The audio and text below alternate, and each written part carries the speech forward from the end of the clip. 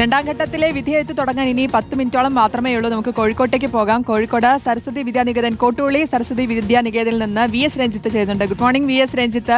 നമ്മൾ അല്പസമയം മുമ്പ് ജേസൺ ചാമവളപ്പിൽ തൃശ്ശൂരിൽ നിന്നുള്ള ഒരു കാഴ്ച കാണിച്ചു തരുന്നത് 5:45 തന്നെ എത്തിയിട്ടുള്ള വോട്ടർമാരടക്കം അവിടെയുണ്ട്. ക്യൂ തുടങ്ങി. ഈ സരസ്വതി വിദ്യാനികേതനിൽ അത്തരത്തിൽ ആരെങ്കിലും നേരത്തെ തന്നെ എത്തിയിട്ടുണ്ടോ?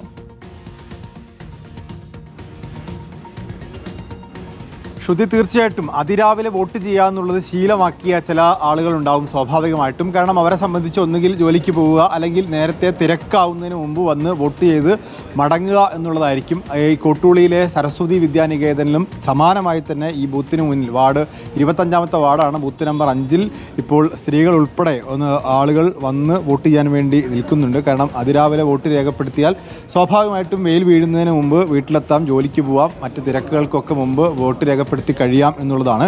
ഇവിടെ മന്ത്രി മുഹമ്മദ് റിയാസും 7 മണിയോടുകൂടി തന്നെ വോട്ട് രേഖപ്പെടുത്താൻ വേണ്ടി ഈ കോട്ടൂളി സരസ്വതി വിദ്യാനികേതനിൽ എത്തും എന്നാണ് അറിയിക്കുന്നത്. കോഴിക്കോട് കോർപ്പറേഷനിൽ വളരെ നല്ല മത്സരം കാഴ്ചവെക്കുന്ന ഒരു വാർഡ് കൂടിയാണ് കോഴിക്കോട് ഈ കോട്ടൂളി ഡിവിഷൻ എന്ന് പറയുന്നത്. കോർപ്പറേഷനെ സംബന്ധിച്ച് LDF 5 പതിറ്റാണ്ട് കാലമായി ഭരിക്കുന്ന ഒരു കോർപ്പറേഷനാണ്. ഇവിടെ വലിയ അട്ടിമറികൾ സംഭവിക്കുമെന്ന് UDF പ്രതീക്ഷിക്കുന്ന ഒരു കോർപ്പറേഷനാണ്. BJP വലിയ മുന്നേറ്റം ഉണ്ടാക്കാൻ ആഗ്രഹിക്കുന്ന കോർപ്പറേഷനാണ്. 7 സീറ്റുകൾ BJPക്ക് നിലവിലുണ്ട്. അത് 10ഉം 20ഉം ഒക്കെ ആക്കുമെന്നുള്ള കണക്കുകൾ BJP പറയുന്നു. 35ഓളം സീറ്റുകൾ UDF അവകാശവാദം ഉന്നയിക്കുന്നു. എന്നാൽ ഒരു അട്ടിമറിക്കും സാധ്യതയില്ല എന്ന മട്ടിൽ തന്നെയാണ് ഇപ്പോൾ നിലവിലുള്ള കാഴ്ചകൾ എന്ന് പറയുന്നത്. നിലവിൽ LDF പറയുന്നത് ഈ കോർപ്പറേഷൻ നിലനിർത്തുമെന്നുള്ളതാണ്. കഴിഞ്ഞ തവണ കോഴിക്കോട് കോർപ്പറേഷനിൽ 73% പോളിംഗ് രേഖപ്പെടുത്തിയിരുന്നു. ജില്ലയിലാകെ അത് 79%. ഇക്കുറി പോളിംഗ് ശതമാനത്തിൽ വർധനയുണ്ടാകുമോ അല്ലെങ്കിൽ പോളിംഗ് ശതമാനം കുറയുമോ എന്നൊക്കെ കാത്തിരുന്ന് കാണേണ്ടതാണ്. കാരണം ഈ വോട്ടർ പട്ടികയിലൊക്കെ ചെറിയ ക്രമക്കേടുകളൊക്കെ നേരത്തെ ആരോപിക്കപ്പെട്ടിരുന്നതുകൊണ്ട് ഈ പോളിംഗ് ശതമാനത്തിൽ വലിയ കുറവുണ്ടാകുമോ അല്ലെങ്കിൽ പോളിംഗ് ശതമാനം കോഴിക്കോട് കോർപ്പറേഷനിൽ സാധാരണ കോർപ്പറേഷനിൽ കുറവാണ് ഉണ്ടാവാറുള്ളത്. അതിനനുസരിച്ച് അതിലെന്തെങ്കിലും മാറ്റം സംഭവിക്കുമോ? കോഴിക്കോട് ജില്ലയിൽ നല്ല പോളിംഗ് ഉണ്ടാവാറുണ്ട്. 79% എന്ന് പറയുന്നത് താരതമ്യേന മെച്ചപ്പെട്ട പോളിംഗ് ആണ്.